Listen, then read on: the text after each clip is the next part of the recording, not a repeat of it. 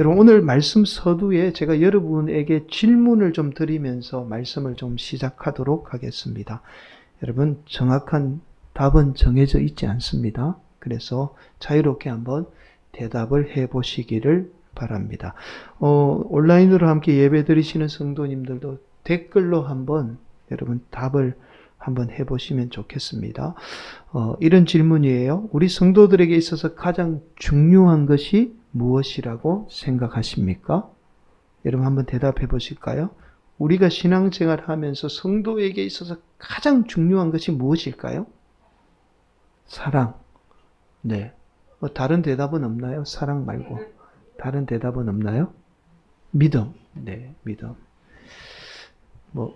돈, 이런 거 없나요? 네. 다 우리 성도님들이 너무 믿음이 좋으셔서 사랑, 믿음, 이런 거 외쳤는데요. 사실은 우리 성도들에게 무엇보다도 중요한 것은, 우리 양일환 집사님은 평안, 이렇게 대답을 하셨습니다. 다른 분은 대답이 없으시고요. 네. 사실은 우리 성도들에게 무엇보다도 중요한 것이 구원입니다. 구원. 사실은 우리가 예수 믿는 목적은 사랑도 있고 믿음도 있지만 평안도 있어요. 평안한 목적도 있지만 사실은 궁극적인 목적은 구원받는 데 있지요. 구원이 중요하다라는 것은 너무나 잘 아는 거죠. 그런데 이 중요한 구원을 정확하게 이해하는 우리 성도들이 거의 드물어요. 구원이 중요하다라는 것은 너무나 잘 아는데도 사실은 이 구원을 정확하게 우리가 이해하지 못합니다. 여러분, 구원은 필수 조건이 있고 전제 조건이 반드시 뒤따르게 돼요.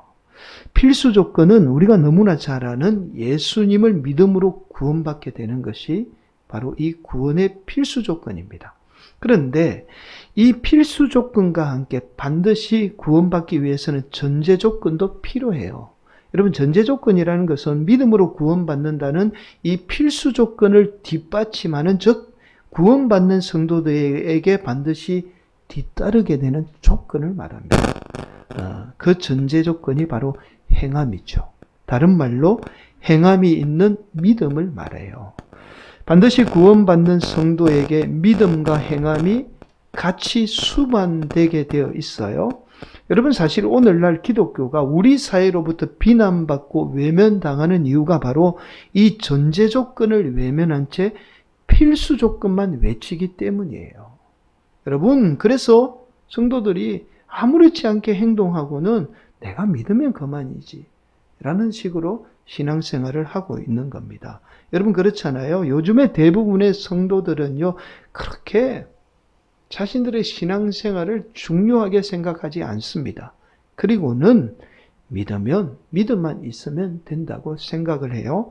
그러나 저와 여러분이 아무리 믿음이 있어도 행함이 없는, 행함이 뒷받침되지 않는 믿음은 거짓이고, 심지어 그 거짓된 믿음은 우리 성도들의 구원마저도 받지 못하도록 만들게 됐죠.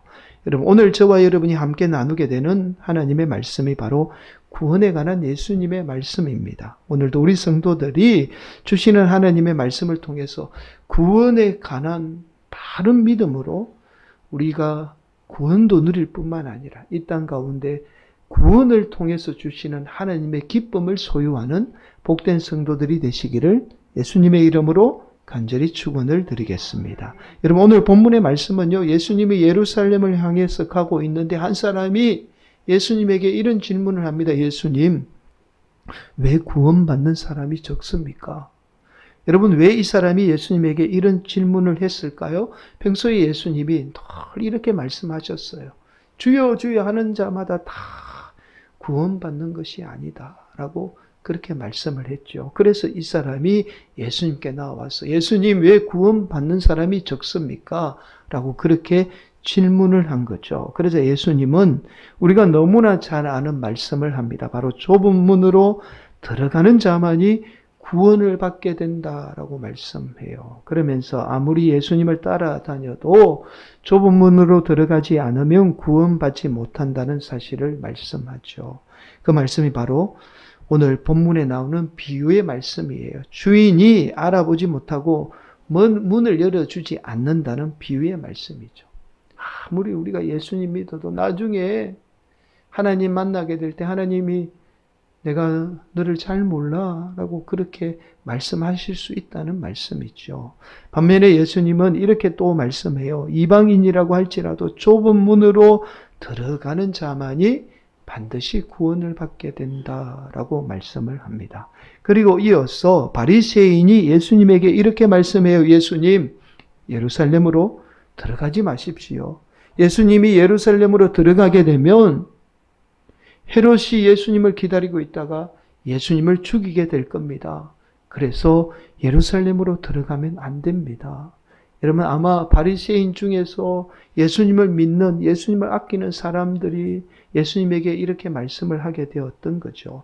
그러나 예수님은 비록 예수님의 죽음이 기다리고 있을지언정 예수님은 예루살렘으로 반드시 들어가야 된다라는 사실을 말씀합니다. 그리고 비록 헤롯이 예수님을 죽여도 예수님이 3일 만에 부활하게 된다는 사실을 말씀해요. 그 말씀이 바로 오늘 본문은 3일 만에 예수님이 완전해진다는 말씀이에요. 여러분, 그렇게 예수님은 죽음이 기다리고 있던 예루살렘을 향해서 이렇게 외치죠. 예루살렘아, 예루살렘아 라고 안타까워하며 예루살렘을 향해서 부르짖게 됩니다. 여러분, 오늘 이제 우리가 좁은 문으로 들어가는 삶 하면 흔히 남들이 가지 않는 길, 다른 말로 많은 사람이 가지 않는 길이 좁은 문으로 들어가는 길이다라고 그렇게 알고 있어요. 여러분, 그러나 오늘 본문과 같은 마태복음은 저와 여러분이 좁은 문으로 들어가지 않으면 반드시 멸망한다라고 말씀합니다. 그렇다면 저와 여러분이 좁은 문으로 들어가는 삶이 단순히 많은 사람이 가지 않는 이 길만을 의미하는 말씀이 아니라는 사실을 알 수가 있어요. 여러분, 왜냐하면 많은 사람이 가는 길이라고 해서 꼭 그 길이 잘못되거나 망하지는 않습니다. 여러분, 얼마든지 많은 사람들이 가는 길 가운데는 바른 길도 있고 또 잘 되는 길이 있어요. 여러분, 목사님들이 그렇게 생각해요. 좁은 문으로 들어가는 길은 많은 사람들이 가지 않는 길이다. 그래야 우리가 잘 된다. 라고 그렇게 말씀하잖아요. 그런데요, 많은 성도들 가운데 많은 사람들이 가지 않는 좁은 길 가서 망한 분도 많아요. 잘못된 분도 많습니다. 여러분, 그래서 오늘 본문은 단순히 좁은 길로 들어가라라는 이 말씀이 많은 사람이 가지 않는 길을 말씀하고 있는 게 아니에요. 자, 또한 오늘 본문은 좁은 문으로 들어가기를 힘쓰라고 말씀해요. 여러분, 힘쓰라는 말씀은 반드시 저와 여러분이 좁은 문으로 들어가야 한다는 거예요. 예수 믿는 사람이면 반드시 그곳에 들어가도록 애써야 한다는 말씀이죠. 그만큼 저와 여러분의 삶에 있어서 좁은 문으로 들어가는 삶은 너무나 중요하다라는 사실을 오늘 본문은 강조해서 지금 말씀하고 있는 거죠. 여러분, 사실 오늘 본문의 말씀은 좁은 문으로 들어가는 삶이 어떤 삶인지를 예수님과 지금 이 예루살렘을 비교해서 지금 말씀하고 있는 거죠. 예루살렘하고 예수님과 그 삶을 비교해서 지금 말씀하고 있는 거예요. 자, 그래서 예수님이 34절에 이렇게 말씀합니다. 우리 함께 봉독할까요? 시작. 예루살렘아, 예루살렘아, 선지자들을 죽이고 내게 파송된 자들을 돌로 치는 자요, 암탉이 제 새끼를 날개 아래에 모음같이 내가 너희의 자녀를 모으려 한 일이 몇 번이냐? 그러나 너희가 원하지 아니하였도다. 예수님이 예루살렘아, 예루살렘아 라고 부르짖은 것은 단순히 예루살렘을 부른 게 아니에요. 바로 예루살렘의 그 앞으로 닥쳐올 멸망을 바라보며 안타까워하며 부르짖은 외침이죠. 즉 예루살렘이 이 걸어왔던 길이야말로 넓은 길이며 곧 멸망의 길이라는 사실을 지금 말씀하고 있는 거예요. 여러분, 예루살렘은 원래 사람이 살 수 없던 곳입니다. 여러분, 그래서 이스라엘 백성들이 출애굽해서 가나안 땅, 지금의 이스라엘 땅에 정착을 하면서 유일하게 이방인들이 살도록 내버려 둔 땅이 여부스 족속이에요. 여부스 족속이 살도록 내버려 둔 땅이 지금의 예루살렘입니다. 그만큼요, 가치 없고 사람이 살 수 없었던 땅이에요. 여러분, 예루살렘이 이렇게 가치 없었던 것은 바로 사람의 생명과 직결되는 물이, 식수가 없었던 곳입니다. 여러분, 지금은 이제 예루살렘이 가보면 올드시티와 뉴시티로 나눠져 있어요. 그러니까 뉴시티는 낮은 지역에, 사람이 살 수 있는 지역에 그렇게 지금 사람이 살고 있습니다. 그러나 과거의 예루살렘인 이 올드시티는요, 무려 해발이 760m예요. 그러니까 사막 한가운데 해발 760m의 높은 성이 존재하고 있는 거예요. 그래서 비가 오면 금방 비가 어떻게 바닥으로 다 스며 들어가고 맙니다. 그래서 식수가 존재할 수 없는 곳이에요. 그래서 이스라엘 백성들이 이 땅에 이방인이 살도록 그냥 내버려 둔 겁니다. 물 없으면 얼마나 사람이 고생하는지 몰라요. 제가 어릴 적 저희 시골에 저희 외가가 거의 산 비탈에 있었어요. 근데 어릴 적에 외가에 가면 매일 새벽마다 하는 일이 뭐냐면 그 산비탈에서, 높은 산비탈에서 걸어 내려와서 마을의 우물에 물을 퍼가는 겁니다.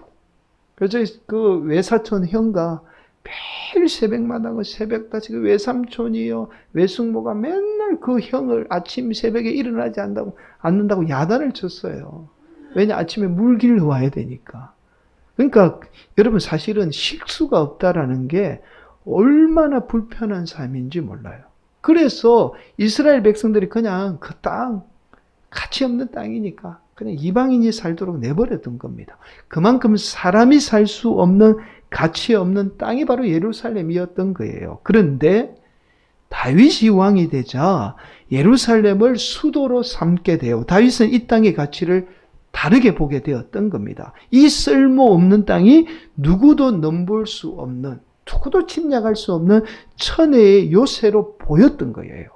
그러자 다윗은 이 땅에 성을 쌓고 하나님의 법궤를 가져오게 됩니다. 나중에 아들인 솔로몬이 그 법궤를 두른 성전을 짓게 됐죠. 이때부터 예루살렘은 이스라엘 백성들에게 신앙의 중심이자 삶의 중심이 되었던 겁니다. 이런 예루살렘이 몇 번의 외세의 침략을 거친 후에 완전히 황폐해서 버려진 땅이 돼요. 자, 이방인에게도 여전히 도저히 사람이 살 수 없었던 성읍이었던 거예요. 그런데 이 예루살렘을 재건한 인물이 있어요. 우리가 너무나 잘 아는 헤롯 대왕이라고 불리는 인물입니다. 헤롯이 로마 제국을 등에 잇고 이스라엘의 왕으로 등극하게 되자 가장 먼저 한 일이 자신이 하나님의 영광을 재건할 메시아다라고 외치면서 예루살렘 성을 재건하고 예루살렘 성전을 재건하게 됩니다. 여러분, 우리가 너무나 잘 알고 있듯이 헤롯 대왕이 메시아인 예수님이 태어난다는 소식을 듣고는 당시에 갓난아이를 다 죽이게 되잖아요. 왜냐하면 실제로 메시아가 태어나면 자신이 메시아가 아니라는 이 거짓이 다 드러나게 되는 거죠. 그래서 당시에 예수님 태어날 때 갓난아기를 그렇게 무참하게 다 죽이게 되었던 겁니다. 여러분, 당시 헤롯 대왕이 지은 성전이요, 얼마나 화려했는지를 알 수 있는 역사적인 자료가 있어요. 그 자료에 의하면 헤롯은 원래의 솔로몬이 지은 성전보다 더 크고 화려하게 짓게 됩니다. 여러분, 하나님이 분명하게 성전의 구약의 말씀에 보면 성전을 어떻게 지으라고 사이즈, 치수까지 정확하게 말씀하잖아요. 그런데 이 헤롯은 아니다, 내가 더 크게 지어야 된다라고 그렇게 외치면서 성전을 더 크고 화려하게 짓게 돼요. 심지어는요, 성전의 외곽을 황금으로 다 두르게 됩니다. 얼마나 화려했던지 아침에 해가 뜨면 이 햇빛에 반사된 성전이 온 예루살렘을 황금빛으로 물들이게 돼요. 여러분, 한번 상상해 보세요. 아침마다 해가 뜨면 예루살렘 성이 온통 황금으로 다 빛나게 되는 거예요. 얼마나 화려했는지를 알 수 있습니다. 이뿐만 아니라 온갖 로마의 우상과 심지어 살아있는 이 황제를 숭배하기 위해서 예루살렘 안에 황제를 숭배하는 성전을 짓게 돼요. 이때 우리가 너무나 잘 아는 검투 경기도 예루살렘 성 안에서 치러지게 됩니다. 또한 우리가 너무나 잘 알죠. 헤롯은 자신의 정치적인 입지를 공고하기 위해서 예루살렘 성전을 위해서 막대한 물질을 거두어 들이게 돼요. 이스라엘 백성들이 희생제사를 예루살렘에 와서 반드시 드려야 된다는 이 사실을 알고는요, 성전을 거대하게 화려하게 지어서 많은 사람들이 몰려와서 희생제사를 드리게 했던 겁니다. 그 희생제사를 통해서 막대한 물질을 거두어 들이게 돼요. 성전이 화려하면 화려할수록 많은 물질을 거두어 들일 수 있었던 거예요. 오늘날 이러한 비슷한 모습이 한국 교회에 만연하고 있지요. 그래서 성전을 거대하고 화려하게 지었던 거예요. 당시에 그 돈을 오늘날로 환산하면 무려 수조 원에 이릅니다. 그렇게 유월절뿐만 아니라 각종 절기일 때 이방인들이 예루살렘을 찾도록 그렇게 유도했던 거예요. 그래서 예루살렘은 가장 신앙적인 도시가 되어야 함에도 불구하고 가장 세속적인 도시가 되고 말았던 거예요. 결국 이러한 예루살렘은 주 70년에 로마의 티투스 장군에 의해서 완전히 멸망하고 맙니다. 돌 하나도 남김없이 다 무너지고 말아요. 예수님은 바로 이러한 안타까운 예루살렘의 모습을 보면서 멸망할 예루살렘을 보면서 예루살렘아 예루살렘아라고 부르짖게 되었던 겁니다. 여러분, 반면에 우리 예수님이 예루살렘을 향해서 걸어가신 길은 이 예루살렘이 걸어왔던 길과는 정반대의 길이에요. 오늘 본문 33절은 이렇게 말씀합니다. 한 번 더 우리가 봉독합니다. 그러나 오늘과 내일과 모레는 내가 갈 길을 가야 하리니 선지자가 예루살렘 밖에서는 죽는 법이 없느니라. 예루살렘이 예루살렘을 향해서 걸어가야 한다는 거예요. 선지자가 어디 예루살렘 밖에서 죽는 법이 있나? 예루살렘에서 죽지만 내가 그 길 걸어가야 한다는 거예요. 예수님이 예루살렘을 향해서 걸어가신 길은 죽음의 길이에요. 그러나 예수님은 그 죽음의 길인 좁은 문으로 들어가신 겁니다. 여러분, 세상의 관점으로 보면 이렇게 어리석고 실패한 인생이 세상 어디에도 없어요. 자신이 죽어야 할 길임을 뻔히 알면서도 그 좁은 길을 들어가신 겁니다. 이것보다 더 어리석고 실패한 인생이 없잖아요. 여러분, 그러나 오히려 세상에서 가장 화려했던 예루살렘은 망했지만 반면에 세상 사람들에게 실패했다고 비난받고 손가락질 당했던 예수님은 지금도 여전히 수많은 사람을 살리고 수많은 사람을 가장 복된 길로 인도하는 우리 주님이죠. 그 길을 우리에게 지금 보여주고 계신 거예요.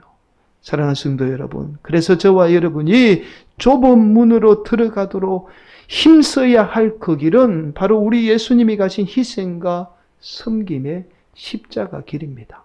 단순히 많은 사람이 가지 않는 길이 아니라 구원받은 성도라면 반드시 예수님이 가신 그 희생과 섬김의 좁은 문으로 들어가야 해요. 여러분, 그래서 마태복음 7장 13절, 14절은 이렇게 말씀합니다. 좁은 문으로 들어가라. 멸망으로 인도하는 문은 크고 그 길이 넓어 그리로 들어가는 자가 많고 생명으로 인도하는 문은 좁고 길이 협착하여 찾는 자가 적음이라. 여러분, 앞서서 말씀을 드렸죠. 저와 여러분이 좁은 문으로 들어가라는 이 말씀을 단순히 많은 사람이 가지 않는 길이라고 생각합니다. 그러나 그래서 우리가 많은 사람이 가지 않는 길이라며 우리 구원과는 별 상관없는 말씀으로 생각하죠. 그러나 마태복음은 저와 여러분에게 분명하게 말씀해요. 저와 여러분이 예수님처럼 좁은 문으로 들어가지 않으면 멸망한다라고 말씀해요. 멸망이 무엇일까요? 구원받지 못한다는 말씀이에요. 서두에서 말씀을 드렸듯이 저와 여러분이 단순히 예수님을 믿는다고 해서 구원받는 게 아니에요. 예수님처럼 좁은 문으로 들어가지 않으면 저와 여러분이 외치는 믿음은 다 거짓이고 그 거짓된 믿음은 저와 여러분의 구원마저도 받지 못하도록 만드는 겁니다. 오늘날 세상이 많은 성도들에게 속이고 있는 거예요. 그래서 반드시 저와 여러분이 좁은 문이라는 희생과 섬김의 문으로 들어가도록 힘써야 하는 거죠. 여러분, 우리 성도들이 이 구원에 관해서 가장 많이 오해하는 것 중에 하나가, 구원은 우리가 예수 믿게 되면 나중에 천국 가게 되는 거다라고 그렇게 생각해요. 그래서 구원은 미래적인 것만 생각을 합니다. 그런데요, 구원이라는 것은 미래적인 의미보다 현재적인 의미가 훨씬 커요. 구원은 현재를 사는 겁니다. 구원받은 성도가 현재를 사는 거예요. 그게 구원이에요. 미래에 닥쳐올 일도 물론 중요하죠. 그러나 현재를 사는 것이 바로 구원이에요. 무슨 말씀이죠? 이 말은 우리 성도들이 구원받은 성도가 누리는 가장 복되고 행복한 삶이 있다는 거예요. 구원은 먼 미래가 일이 아니라 오늘 당장 우리 성도들이 누리게 되는 기쁨이 있어요. 여러분, 희생과 섬김의 삶을 살게 되면 지금 이 땅 가운데 가장 복되고 행복한 삶을 살게 됩니다. 저와 여러분이 예수 믿으면서도 여전히 기쁨이 없는 것은 바로 희생과 섬김의 삶이라는 좁은 길을 가지 않기 때문이에요. 세상의 화려한 넓은 길을 가면서 자꾸만 우리가 기쁨을 얻으려고 하니까 예수 믿으면서도 여전히 불행하다라고 생각을 하는 겁니다. 사랑하는 성도 여러분, 저와 여러분이 복되고 행복한 삶을 살기 위해서라도 반드시 좁은 문이라는 예수님이 가신 희생과 섬김의 그 삶을 살아야 합니다. 그 좁은 문만이 저와 여러분의 인생을 가장 복되고 행복하게 할 수 있어요. 오직 예수님이 가신 그 좁은 문이라는 희생의 섬김을 삶을 통해서 저와 여러분이 행복하고 복된 삶을 살게 됩니다. 여러분, 지난주에 잠깐 말씀을 드렸듯이 오늘은 교회가 정한 종려주일이죠. 종려주일은 세상의 화려함을 쫓아 예루살렘을 찾았던 무리가 당시에 가장 핫한, 오늘 젊은이들을 말한 가장 핫한 예수님을 만나게 돼요. 그 스타인 예수님을 만나자 종려나무 가지를 흔들며 예수님을 찬양하게 되죠. 그날을 기념해서 지키는 주일이 바로 종려주일입니다. 그래서 종려주일이에요. 그리고 이번 한 주간은 예수님이 당한 고난을 기념하는 고난주간이죠. 우리가 너무나 잘 알고 있듯이 예수님을 향해서 종려 가지를 흔들며 예수님을 찬양했던 무리가 며칠이 지나지 않아서 예수님을 십자가에 못 박으라고 외치게 되지요. 왜냐하면 세상의 화려함을 쫓아 살았던 무리의 눈에는 더 이상 예수님이 세상의 화려함이 아니었던 거예요. 사랑하는 성도 여러분, 저와 여러분이 예수님을 믿으면서 세상의 화려함만을 쫓아 산다면 아무리 예수님을 찬양하고 이 자리에서 예배를 드려도 예수님을 십자가에 못 박으라고 외쳤던 무리와 별반 다르지 않아요. 저와 여러분이 아무리 고난 한 주간을 예수님의 고난을 묵상하고, 어떤 분은 예수님의 고난을 동참한다고 팔을 들고 기도하고 별의별 행동을 다 합니다, 교회에서. 그러나 예수님이 가신 그 희생과 섬김의 좁은 문으로 우리의 삶이 들어가지 않으면 저와 여러분은 예수님의 십자가의 죽음을 헛되게 하는, 예수님을 십자가에 못 박으라고 외쳤던 무리와 별반 다르지 않습니다. 사랑하는 성도 여러분, 오늘도 우리 성도들이 그 예수님이 가신 그 희생과 섬김의 좁은 문으로 들어가기를 힘쓰는 구원받은 복된 성도들이 되시기를 간절히 축복합니다. 여러분, 우리에게 로고스 테라피로 잘 알려진 정신과 의사인 빅터 프랭클 박사님이 계세요. 여러분, 이분은 이제 실제로 2차 세계대전 중에 아우슈비츠 수용소 잘 알죠? 이 수용소에서 실제로 죽음의 수용소에서 살아나오신 분입니다. 이 경험을 바탕으로 쓴 책이 너무나 유명한 이 죽음의 수용소에서라는 책입니다. 우리 성도들 이 책 반드시 한번 좀 읽을 수 있으시면 읽어보면 참 좋습니다. 이 책에 의하면 이런 내용이 나오죠.